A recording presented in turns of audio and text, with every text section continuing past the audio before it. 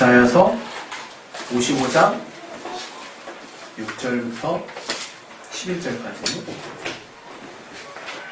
구약이죠. 이사야서 55장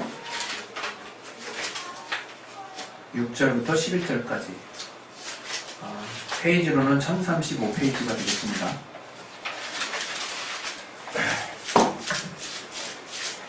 네, 6절부터 11절까지 다시 한번 읽겠습니다. 시작. 너희는 여호와를 만날 만한 때에 찾으라. 가까이 계실 때 그를 부르라. 악인은 그 길을 불의한 자는 그 생각을 버리고 여호와께로 돌아오라. 그리하면 그가 긍휼히 여기시리라. 우리 하나님께로 나아오라. 그가 널리 용서하시리라. 여호와의 말씀에 내 생각은 너희 생각과 다르며 내 길은 너희 길과 달라서 하늘이 땅보다 높은 같이 내 길은 너희 길보다 높으며 내 생각은 너희 생각보다 높으니라.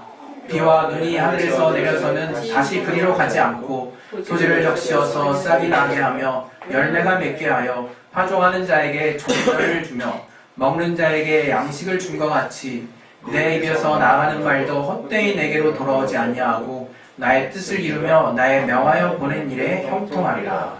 아멘. 오늘 이 말씀 통해서 하나님 우리에게 또 우리 가정에, 우리의 또 직장에, 또 우리의 지경에, 또 우리 교회에 주시는 말씀을 깨달을 수 있도록 들을 귀와 또 심령을, 또 합당한 심령을 얻게 해달라고 우리 기도하겠습니다. 하나님 아버지, 우리 이 말씀 통해서 우리 모두가 하나님의 말씀 깨달을 수 있도록 도와주시옵소서. 주님께서 우리 가운데 역사하시고 또 하나님이 선한 인도하심을 우리 가운데 붙들어 주시옵소서. 아버지 성령으로 충만해 주시고 도와주시옵소서. 주께 감사하며 예수 이름으로 기도했습니다. 아멘. 하나님은 우리를 긍휼히 여기시는 분이십니다. 우리가 긍휼과 하나님의 긍휼과 하나님의 인내, 또 하나님의 인내하면 또 하나님의 용서를 우리가 생각하게 되는데요. 그 하나님의 용서는 사실 우리의 생각, 우리의 어떤 체험으로 사실은 측량할 수가 없는 그런 것입니다. 아마 그 무슨 이유 때문에 측량할 수가 없다고 말했는지 여러분이 잘 아실 텐데요. 바로 예수 보혈의 사건이죠.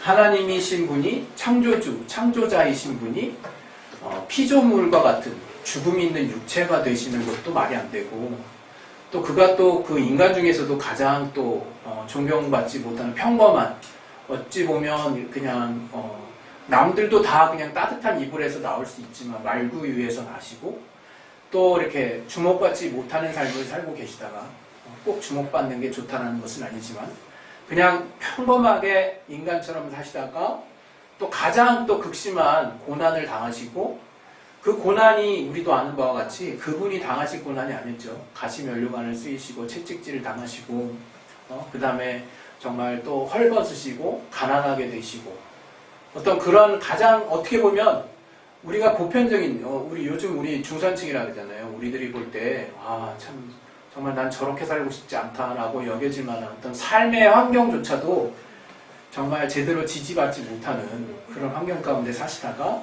억울한 죽음, 인간의 죄를 대신 뒤집어 쓰시고 누명을 쓰신 거죠. 대신 뒤집어 쓰시고 이제 십자가에 가장 참혹한 그 로마의 형벌 중에서도 가장 좀 뭔가 흉악범들이 이렇게 본보기로 이렇게 처해지는 십자가형을 저가 당하셨습니다. 그리고 그 죽음이 또 더욱더 괴롭게 진행이 되도록 하기 위해서 손바닥과 발목에 이제 못을 박고 그 피가 이제 몸에서 다 피와 물이 다 쏟아져 나갈 때까지 생명이 연장이 되다가 이제 죽을 수 있도록 가장 고통스럽게 죽을 수 있는 그런 어떤 끔찍한 죽음을 당하셨어요. 근데 그런 죽음 뒤에 하나님이 그를 의롭게 여기셔서 그가 죄가 없다는 것을 하나님이 또 증명해 주셔서 저를 또 살리시고 성령의 능력을 통해서 저가 다시 살아나시고 또 우리 가운데 승리의 또 부활의 주님이 되신 다음에 우리의 모든 믿는 자들에게 주가 되셨죠. 주인이 되셨습니다. 이런 이제 우리가 알고 있는 이야기를 왜 또 이렇게 줄줄이 제가 쭉 이렇게 나열을 해봤냐면 우리 기독교가 무엇을 근거로 세워지고 있느냐, 그것을 우리가 순간 까먹는다 할지라도 항상 마음속에 이렇게 담아뒀으면 하는 마음이 있는 거거든요. 그것은 뭐냐 하면 주님이 얼마만큼 우리를 인내하셨을까, 또 주님이 얼마만큼 우리를 용서하셨을까, 그리고 주님의 긍휼이 얼마나 끝없는 긍휼과 인내하심이 우리에게 베풀어졌을까 하는 것들을 우리가 성령을 통해서 이제 맛볼 수 있게 된 거거든요. 우리가 사실 우리 눈에 보이는 어떤 혈육의 어떤 우리를 향한 사랑을 눈앞에 보이니까, 우리를 향한 정성이 보이니까 그걸 우리가 체험하는 건 어렵지 않아요. 그리고 막 그런 어떤 그 마음이 어쩌다가 아련해져가지고 부모를 향한 어떤 극진한 마음이 순간 생길 때도 있고 그리운 마음이 생길 때도 있고 그러지 않습니까? 그런데 우리 하나님, 또 그 하나님의 아들 예수 그리스도께서 우리를 어떻게 사랑하셨는지에 대한 그 구체적인 그 여정, 우리에게 무엇을 과연 헌신하셨는지에 대한 부분들을 우리가 성령을 통해서 정말 이 마음의 중심에 깊이 사무치는 그리움과 또 감사로 이렇게 박혀져 있지 않다면 참 그리스도인으로서 참 아쉬운 장면이 아닌가 싶다는 거거든요. 우리가 그리스도인이고 우리가 예수를 아는 자라면 바로 무엇이 우리의 가슴 깊이 새겨져야 하냐면 바로 하나님의 우리를 향한 사랑과 용서예요. 그 사랑이 용서라는 이름으로 이제 대표가 되는 거겠죠. 오늘 이 이사야서 55장 이 6절부터 있는 말씀을 보면 바로 저는 그 하나님의 용서에 대한 말씀을 여기에다 담고 있는 건데요. 6절부터 보면 하나님을 찾을 수 있을 때 찾으라고 이제 말을 하죠. 이사야 선지자를 통해 하나님이. 그러면서 이제 7절에 보면 이런 말씀이 나옵니다. 악인은 그 길을, 불의한 자는 그 생각을 버리고 여호와께로 돌아오라. 이제 이 얘기를 하세요. 그러면 우리는 일상 나는 악인까지는 아니니까, 난 또 불의하지는 않으니까, 또 나는 또 예수를 믿고 있으니까, 나는 회개하니까 이 악인과 불의한 자와는 우리와는 상관없는 자를 우리가 이제 곧바로 우리가 생각하지 않습니까? 그리고 이 내용을 이제 3자적 관점에서 보고 있어요. 어느 순간 우리가. 그러면서 이런 거죠. 하나님이 이러한 자도 용서해 주시는구나, 이렇게 생각을 하기 시작한다는 거죠.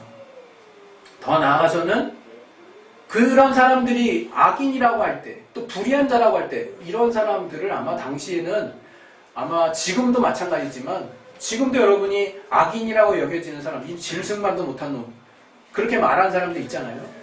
사회적 범죄자들, 정말 파렴치한들, 우리가 도저히 내 양심으로 용납할 수 없는 사람들, 그 당시에도 사실 악인이라고 말할 때는 그 지탄을 받는 대상들이었어요.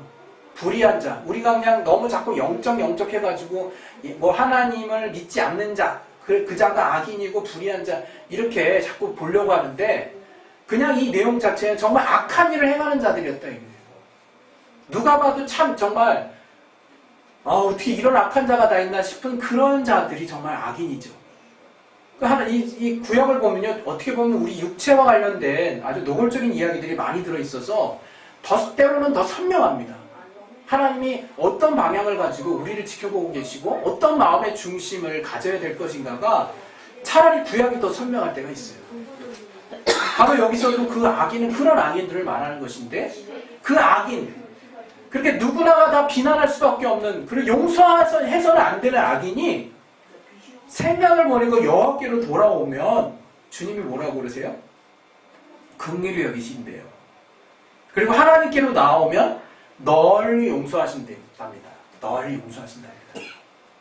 그리고 하나님이 곧바로 8절을 우리에게 말씀해 주세요. 뭐라고 하냐면 내 생각은 너희 생각과 다르다, 이렇게 말씀하시거든요. 우리는 이것을 여러 가지로 생각할 수 있어요. 우리가 하나님의 말씀 묵상할 때 그래 맞아, 내 생각은 너무나 짧고 하나님의 생각은 참 너무 깊구나 하는 차원에서 우리가 여러 가지 우리가 체험한 일들을 통해서 하나님의 깊은 어떤 오묘한 그런 섭리들을 깨달을 때가 있고 하나님의 경륜을 또 느낄 때가 있죠. 그러나 오늘 이 대목에서 여러분이 좀 집중해야 될 부분이 무엇이냐, 바로 너희들은 바로 이 7절과 같은 상황에 있는 불의한 자와 악인에 대해서는 어떻게 생각하겠냐라고 되물으시는 거라고 저는 생각해요.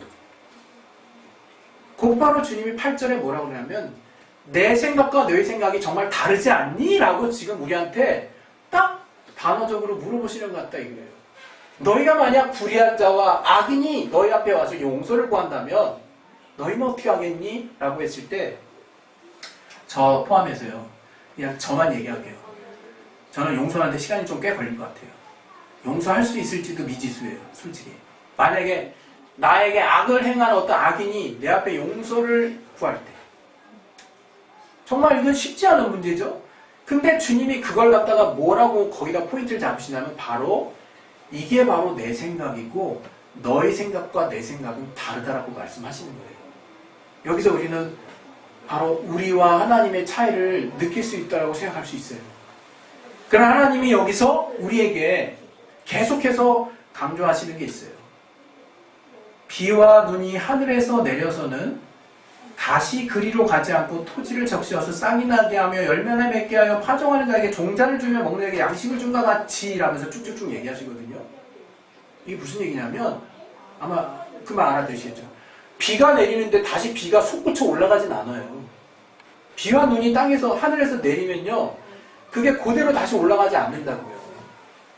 비는 어떻게든 내려서 땅에 흡수가 되고 땅은 그 비의 영향, 비와 눈은 그 흙이 비와 눈의 영향을 받아서 좋은 양분을 받아서 그런 말미암아 종자가 그 비의 그 물로 인해서 수분으로 인해서 눈의 수분으로 인해서 이제 열매를 맺고 종자가 씨앗을 트고 결실을 맺게 된다는 거죠.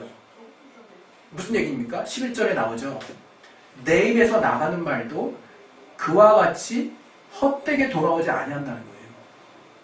내가 일단 말을 했다 그러면 나는 그거를 헛되이 내가 공수표처럼 이렇게 정말 뿌려버리지 않는다는 말씀을 하시는 거죠.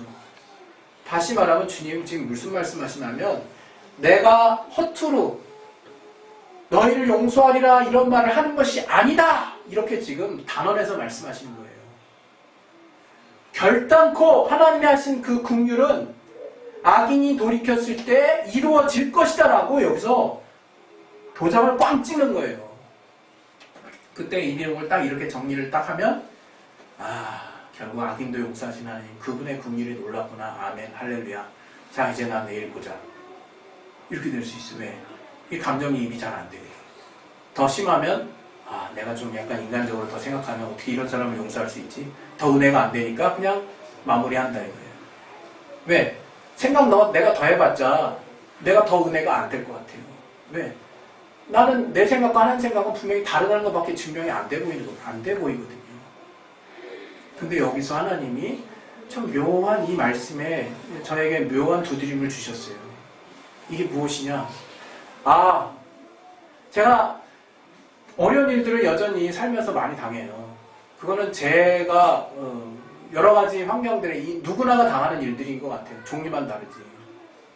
지난주에도 여러 가지 일들이 있었는데 그때마다 여전히 제 안에 앙금처럼 남는 생각이 있어요. 이 원인이 도대체 뭘까? 왜 이런 일들이 이루어졌을까라는 생각을 항상 해요. 자동방으로. 그리고 그 원인을 일으킨 사람에 대한 원망이 시작이 돼요. 계속 막 불평을 하죠. 이 사람이 시작하면 계속 하죠. 근데 결국 최종적으로 남는 건 뭐냐면 내가 왜 이런 문제를 만드는 중심에 서 있지? 그 부인할 수 없는 자아가 딱 드러나요. 부인할 수 없는 자아. 그 앞에서 저는 또 한 번 무너집니다. 이상하게 무너져요. 왠지 우울해지고 왠지 착잡해지죠. 그러나 하나님이 그때 이 말씀을 사실은 알게 해주신 거예요. 바로 그 나를 이렇게 어렵게 하는 그 이유가 뭘까 했을 때 그것은 내가 나를 용납하지 못하고 있는 마음이었다는 거죠.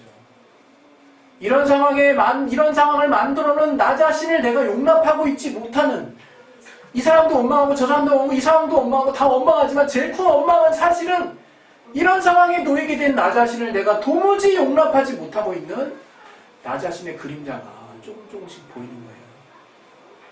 그때 하나님이 이 말씀을 떠올리게 해주셨어요. 제가 이것도 우연찮게 보는데 그냥 용서는 그 누구보다도 나에게 절실하게 필요한 거구나. 내가 나를 용서하는 거, 만약에 하나님이 그렇게 강력하게 세상이 움직인다 하더라도 나의 너를 향한 용서는 절대 사라지지 않아 라고 강력하게 우리에게 선포하지 않으셨다면 내가 뭘 지탱하고 서 있을 수 있을까? 내가 도대체 나조차도 용서하지 못하는 내가, 이제 더 이상 붙들 것들이 없는 내가 어떻게 이 세상을 이겨낼 수 있을까? 그 절망 가운데 있을 때 하나님의 용서가 저에게 지렛대로 됐어요. 여러분, 우리는 자꾸 때로는 착각을 해요. 이 용서는 우리가 남에게 베풀어야 한다고 생각하고 나보다는 어떤 악인에게 더 필요한 것이라고 생각할 수 있어요. 그리고 내가 용서를 베푸는 것이라고 생각할 수 있는데, 제가 삶을 살아보니까 제가 저 자신을 용서 못하는 날들이 더 많더라고요. 그것 때문에 제가 다른 사람을 원망하고 있는 경우들이 많았고, 가까이에는 제 아내부터 시작해서 제 아내가 제일 큰 이제 피해를 받죠. 우리 자식들, 나아가서는 저와 관계 있는 사람들에게 저 안에 있는 그 용서 못하는 마음이 투영된 그런 어떤 가치들이 마구 퍼져나갔다 이거예요. 저는 그때 알았어요. 내가 누구보다도 내가 나 자신을 용서하는 그 마음이 필요하구나. 하나님이 나를 용서하셨다는 그 큰 가치가 나를 지배했으면 좋겠다. 저는 지금 이런 생각을 합니다. 정말 하나님의 용서만 제대로 붙을 수 있다면 내가 나를 용서할 수 있게 되는 거예요. 다른 사람 용서하는 건 다들 할 수 있어. 예, 저는 여러분 정말 되게 높게 봅니다. 저보다. 여러분들 정말 마음에 정말 그래도 여유가 있으세요. 참을성들이 더 있으세요. 정말 용서할 수 있으세요. 그러나 마지막 남은 보루도 우리가 내려놔야지. 나를 용서할 수 있을 거예요. 나를 내가 용납하고 용서할 수 있다면 그 용서할 수 있는 힘이 하나님으로부터 나온다. 하나님이 나를 용서했기 때문에 나도 나를 용서할 수밖에 없는 거예요. 하나님이 자신을 다 그냥 갈갈이 찢기도록 자신의 몸을 분해해서까지 나를 용서하시기로 작정하시고, 이제 오늘 이 본문의 말씀처럼 나의 생각과 너의 생각이 다른 가장 큰 이유 하나가 무엇인지 아냐? 바로 용서다. 내가 정말 이 불의한 자가 돌이키면 난 용서할 작정이다. 그러나 너의 생각은 어떠니? 바로 이 부분을 보게 하셨어요. 우리가 용서라고 하는 다른 사람과의 관계에서의 용서는 여러분 우리가 능히 정말 때가 되면 해결할 수 있다고 생각합니다. 그러나 내가 나 자신을 용서하는 것은 보이지도 않고 체크도 안 되고 누가 건드리지도 않아요. 나를 가장 괴롭히고 가장 찌르는 무기가 내가 나를 용서하지 않는 거예요. 여러분 이 시간 정말 저는 여러분이 하나님이 우리를 영원히 용서하시겠다고, 그리고 그것은 하늘에 떨어지는 비처럼 일단 떨어졌으면 흙에 떨어졌으면 그 양분을 정말 씨앗은 흡수할 수밖에 없고 그것으로 결실을 살 수밖에 없는 영향력을 줄 수밖에 없는 다시 걷어낼 수 없는 확실한 하나님의 영향력인 것을 여러분 깨달으셔서 하나님이 용서하셨다고 하는 그 영향력 안에서 내가 늘 나 자신을 너그럽게 바라보고 나 자신을 용서하고 그 기준을 가지고 정말 주님이 주신 자유를 누렸으면 좋겠습니다. 정말 우리 또 지료로 자유한 후에 우리 여러분이 많은 분들 삶이 얼마나 또 때로는 힘듭니까? 일일이 나열할 필요는 없을 것 같아요. 그러나 중요한 것은 우리가 그런 각각 각계의 삶에서 원망할 만한 사람 나오고 원망할 만한 상황 나와요. 사람과 상황 때가 되면 다 우리가 극복합니다. 또 우리가 또 잊기도 하고 괘씸하지만 참기도 해요.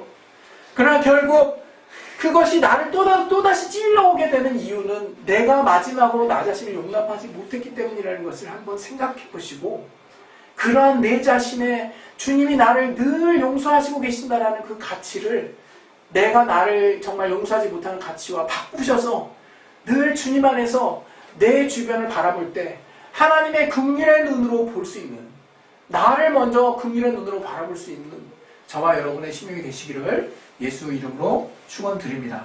할렐루야. 네, 오늘 추수감사 주일인데요. 아마 그렇게 된 심령이 되실 때 저와 여러분의 심령이 늘 감사가 넘칠 수 있지 않을까 싶어요. 우리가 우리 앞을 이렇게 멀리 내다보지 못하는데 하나님은 우리를 앞서 생각하시는 분이고 앞서 가시는 분입니다.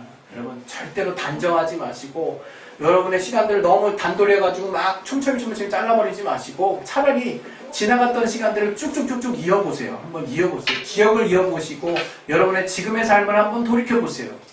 얼마나 하나님이 여러분을 선하게 인도하고 계시는지를 여러분이 찾아볼 수 있을 것입니다.